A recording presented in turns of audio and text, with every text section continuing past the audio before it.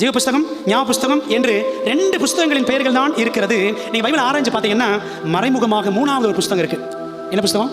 பாவ புஸ்தகம். என்ன எழுதப்படும்?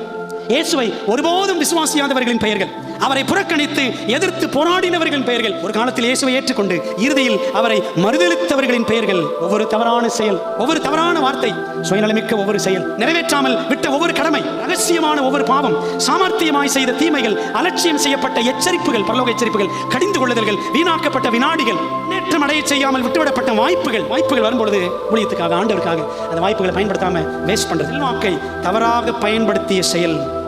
இந்த எச்சரிப்புகளை அலட்சியமா நினைச்சிடக்கூடாது.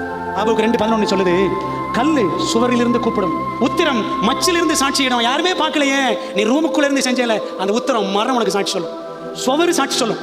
பவுல் சொல்றாரு, எல்லாவற்றையும் உன் கண்ணின் காட்சிகள், உன் நெஞ்சின் வழி இஷ்டம் போல நட, கடைசியில நியாய தீர்ப்புக்கு மறந்துடாது.